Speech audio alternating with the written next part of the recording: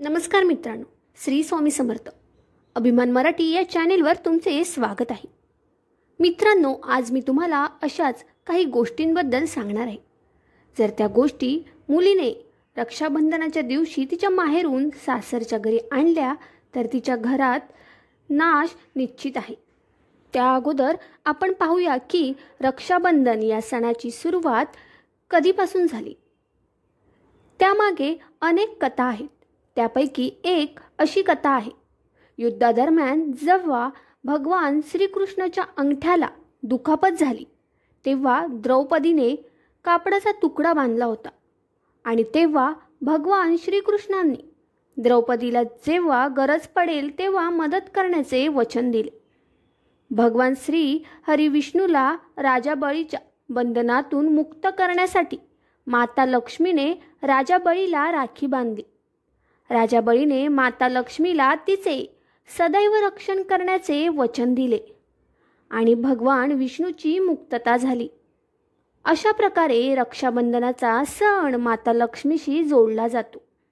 मित्रांनो, रक्षाबंधनाच्या दिवशी बहीण आपल्या भावाच्या मनगटावर राखी बांधते आणि त्याच्या दीर्घायुष्याची कामना करते.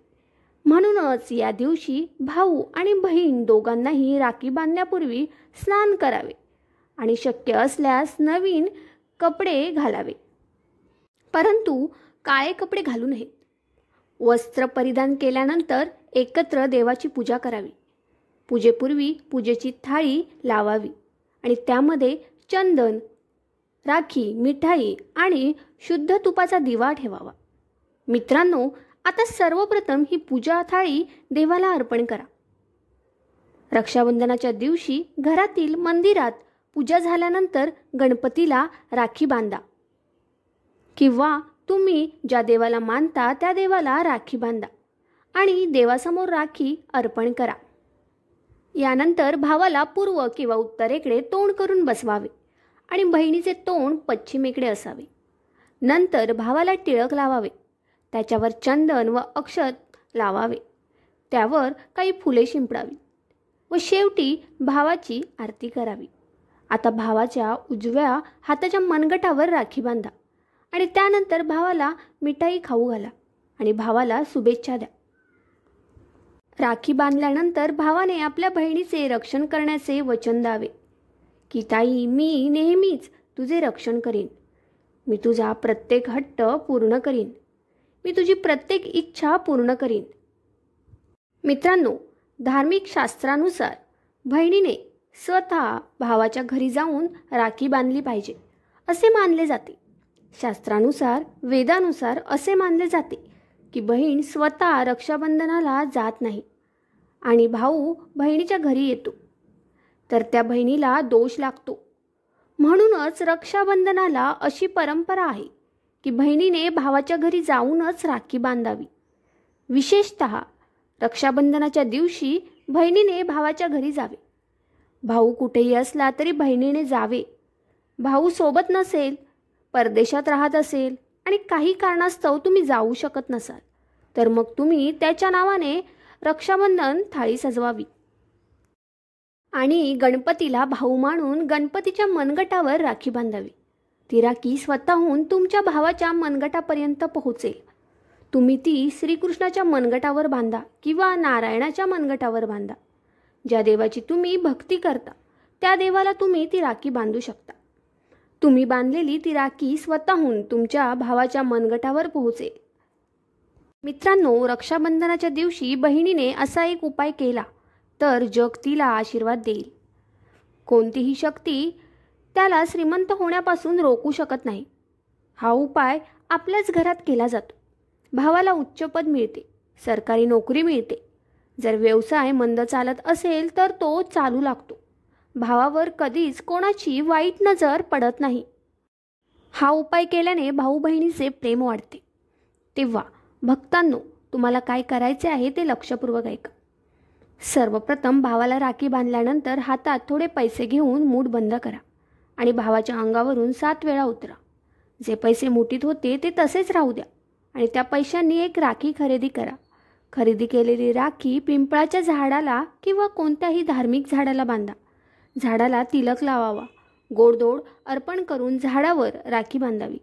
हा उपाय केल्याने सदैव तुमच्या भावाचे रक्षण होईल. तो त्याच्या कार्यामध्ये नेहमी विजयी ठरेल. भक्तांनो, आता आपण अशा गोष्टींबद्दल बोलूया ज्या चुकूनही मातृ घरातून आणू नयेत. मित्रांनो, शास्त्रामध्ये अशा काही गोष्टींचे वर्णन आहे ज्यामुळे पत्नीला त्रास होऊ शकतो. तुम्ही ते तुमच्या आईच्या घरून कधीही आणू नका, अन्यथा ते तुमच्या पतीच्या नाशाचे कारण ठरू शकते. नवरा गरीब होण्याची शक्यता असते. आपल्या मुलींना एक चांगलं सासर आणि प्रेमळ नवरा मिळावा हे प्रत्येक पालकाचे स्वप्न असते. त्यांच्या मुलीला सासरच्या घरात मान मिळावा आणि सासरच्या घरात फक्त आनंदच असावा अशी त्यांची इच्छा असते. पण कधीकधी आईवडील अशा काही चुका करतात ज्यामुळे मुलीला आणि नवऱ्याला आयुष्यभर त्रास सहन करावा लागतो. मुलीला दिलेल्या काही गोष्टींमुळे तिच्या आयुष्यात सुखाऐवजी दुःख आणि गरिबी येऊ लागते. चला जाणून घेऊया कोणत्या गोष्टी मुलीला चुकूनही देऊ नयेत. मुलीला मिरची कधीही देऊ नका. यामुळे तिच्या वैवाहिक जीवनात कटुता येऊ शकते. असे मानले जाते की मुलींना मिरची दिल्याने तिच्या आणि तिच्या पतीच्या नात्यात संघर्ष निर्माण होतो. तुम्ही तुमच्या कन्येला फळे किंवा सुकामेवा देऊ शकता. हे शुभ मानले जाते. लोक घराच्या कामासाठी मुलीला स्टोव्ह देतात. हे कधीही करू नका. असे मानले जाते की स्टोव्ह म्हणजे शेगडी देणे. याचा अर्थ असा आहे की मुलीने तिची स्वतंत्र शेगडी मांडणे. स्टोव्हऐवजी आपण इतर घरगुती वस्तू भेट देऊ शकता. मित्रांनो, तुम्ही तुमच्या मुलीला चुकूनही धारदार वस्तू देऊ नका. याचा अर्थ तुम्ही तिला नात्यात मिसळण्यापासून रोखत आहात. तुम्ही तुमच्या मुलीला गोड गोष्टी देऊ शकता. याशिवाय आपल्या मुलीला चुकूनही लोणचे देऊ नका. लोणचे दिल्याने तिच्या नात्यात दुरावा येतो.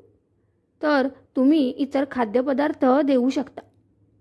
जर तुम्हाला असं वाटत असेल की तुमच्या पतीला माहेरच्या घरी हवा तो सन्मान मिळत नाही आणि जर तुम्हाला तोच सन्मान मिळवायचा असेल तर तुम्ही हा अतिशय सोपा उपाय करू शकता.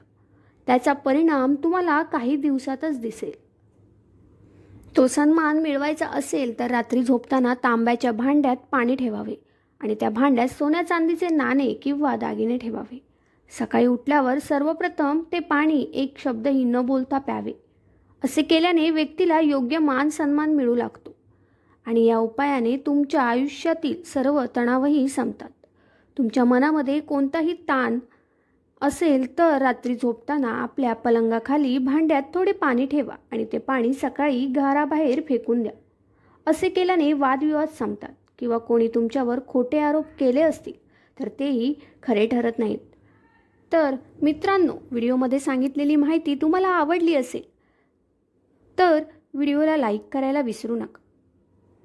श्री स्वामी समर्थ.